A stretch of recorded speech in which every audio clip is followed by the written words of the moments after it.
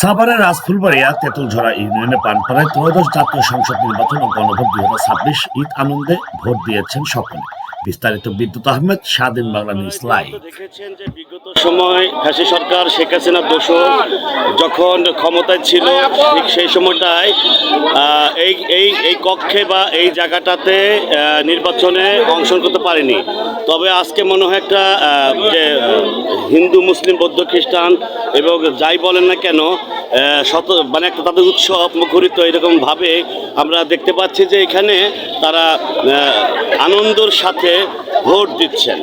এটি যখন আওয়ামী লীগের সময় অর্থাৎ যখন ফ্যাসিস্ট সরকার শেখ হাসিনা ক্ষমতা ছিল ঠিক সেই সময়টা কিন্তু এখানে আমি যে ক্যামেরাটা নিয়ে রয়েছি এই স্বাধীন বাংলা নিউজ এই ক্যামেরা অবরুদ্ধ করে রেখেছিল 3.5 ঘন্টা এবং আমাকে যে ভোট যে চুরির যে দৃশ্যটা এটা এবং আমি সেটা ডিলিট করিনি, আমি পাঠিয়ে দিয়েছিলাম কৌশলে এবং সেটি প্রচারিত হয়েছিল। তাই এখন আমি যে স্থানে রয়েছে এটা হচ্ছে সাভারের রাজফুলবাড়িয়া তেঁতুলঝরা ইউনিয়নের পানপাড়া। এটা সম্পূর্ণ একটা ঝুঁকিপূর্ণ একটা স্থান ছিল সেই সময়। আমি যেখানে দাঁড়িয়ে রয়েছে এটা হচ্ছে সাভারের রাজপুরের তেঁতুলিয়া পানপাড়া। এটা ঝুঁকিপূর্ণ একটা স্থান ছিল শেখ হাসিনার সময় ফ্যাসি সরকার দোসর এবং তারা স্বাধীন বাংলা নিউজের ক্যামেরা অবরুদ্ধ করে রেখেছিল, টিভি এবং নিউজের ক্যামেরা। তো আমি চলে এসে সেই স্থানে এখন সচেতনভাবে মানুষ ভোট দিচ্ছে। আমি যেখানে দাঁড়িয়ে রয়েছে তৃণমূল পর্যায়ে একজন নেতা। তো আপনার পরিচিত বলবেন আজকে কেমন লাগছে যে আজকে এই যে ভোট দিতে পেরেছেন বা এখানে দাঁড়িয়ে রয়েছেন, শেখ হাসিনার সময় যেভাবে দাঁড়িয়ে থাকতে পারেননি, কেমন লাগছে? নির্বাচনে আপনার কাঙ্ক্ষিত ব্যক্তি যে সংসদ সদস্য হয় তার কাছে কি দাবি করবেন?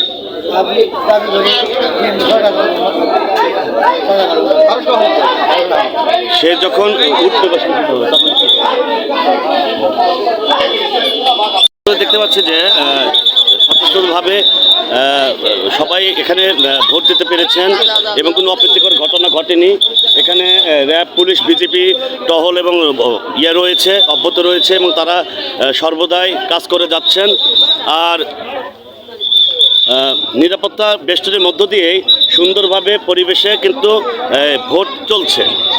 আর যখন আমরা দেখেছি যে ক্যামেরার যখন শেখ হাসিনা ক্ষমতা ছিল তখন এখানে এই স্বাধীন বাংলা নিউজ অর্থাৎ আমার যে ক্যামেরাটা এটা অবরুদ্ধ করে রেখেছিল 3.5 ঘন্টা এবং তারা যে ভোট চুরি করে যে জোর করে যে ভোটটা দিতেছিল সেই ভিডিওগুলো জোরপূর্বকভাবে এই স্বাধীন বাংলা নিউজের ক্যামেরা থেকে ডিলিট করতে তারা করার চেষ্টা করেছিল, কিন্তু আমরা কৌশলে সেটি আমরা কিন্তু করতে দিইনি। তো এখন যে আমরা পরিস্থিতি দেখাচ্ছে এখানে কোনো অপ্রীতিকর কোনো ঘটনা ঘটেনি এবং আইন শৃঙ্খলা রক্ষাকারী বাহিনী কঠোর, তারা বলেছে যে আমাদেরকে জানিয়েছে যে কঠোর হস্তে দমন করা হবে।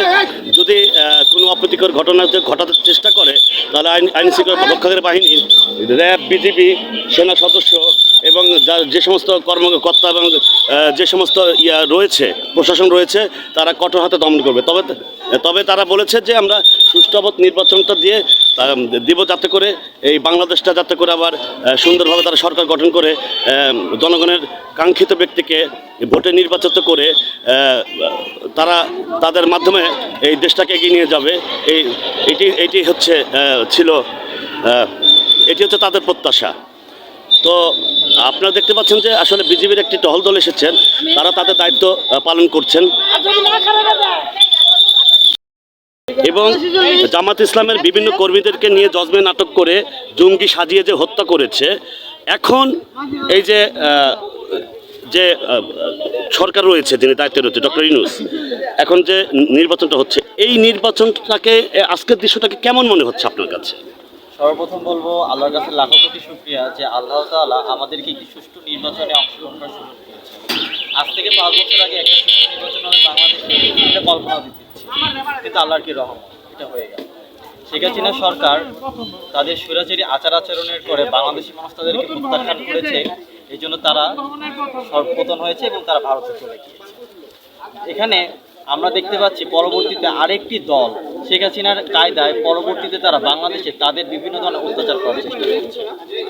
আমরা সর্বোপরি বলতে চাই শেখ হাসিনা যেখানে গিয়েছে তোমাদেরও কিন্তু সেখানে যেতে হবে যদি তোমরা ঠিক না হও। আজকের বাংলাদেশ ব্যালটে জবাব দিবে চাঁদাবাজ, টেন্ডারবাজ, যত বাজ আছে সবাইকে আজকে জবাব দেওয়া হবে। বাংলাদেশের মানুষ সচেতন, 71-এর, তারপরে 91-এর যে সকলের বুলি ছিল সেগুলো আজ আর বাংলাদেশের মানুষ নেয় না। আজ বাংলাদেশের মানুষ ইসলাম এবং ন্যায় এবং সত্যের পক্ষে কথা বলতেছে। আপনি দেখুন, আমি বিভিন্ন সময় সোশ্যাল মিডিয়াতে যাই, আমি দেখি চারিদিকে একটা স্লোগান, একটা দলের স্লোগান। কিভাবে একটা দলের প্রতি মানুষের এত ভালোবাসা?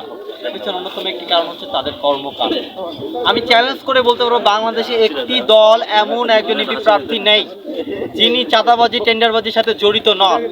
আবার বাংলাদেশে এমন একটি রাজনৈতিক দল আছে যার এমন কোনো প্রার্থী নেই যার বিরুদ্ধে 1 টাকা দুর্নীতি দেখাইতে পারে। যার কারণে জনগণ এবার সিদ্ধান্ত নিয়েছে তারা এবার কোথায় ভোট দিবে, কোথায় ছিল মাথা। আমি দেখতে পাচ্ছি জনগণ মনের মধ্যে হয়তো বলতে পারছে না, হয়তো তাদের মধ্যে ভয় কাজ করছে, বার তাদেরকে হুমকি দেওয়া হচ্ছে। আমরা এখানে আছি, একটি দলের লোকেরা ইচ্ছাকৃতভাবে বানচালের জন্য মানুষকে ভয়ভীতি দেখাচ্ছে, মানুষকে বিভিন্ন কথাবার্তা বলতেছে, কিন্তু তারা দিন শেষে ব্যালটে গোপন পক্ষে গিয়ে আমাদেরকে কিন্তু ভোট দিচ্ছে, সৎ মানুষকেই কিন্তু ভোট দিচ্ছে। তো আমরা দেখতে পাচ্ছি যে দেশে বর্তমানে কি হচ্ছে। বাংলাদেশের যা বলার ছিল বলেছে কেউ, বাংলাদেশের যা বলার ছিল বলেছে কেউ। স্বাধীন বাংলা নিউজ সর্বদাই ছোট বড় অসংগতি আপনাদের কথাগুলো তুলে ধরতে প্রতি নিয়ে জন্ম হয়েছে। আমি হয়েছে যে সাবেক পানপাড়ায় স্বতন্ত্রভাবে ভোট দিচ্ছে। তবে এখানে র্যাব, পুলিশ, বিজিবি সদস্য সহ সমস্ত আইন শৃঙ্খলা বাহিনী সুষ্ঠুভাবে নির্বাচন না দিয়ে তারা ট্র্যাকে ফিরবেন তারা জানিয়েছে। Bidyut Ahmed, Swadhin Bangla news, Savar Rajfulbaria Tentultala union Panpara vote কেন্দ্র থেকে।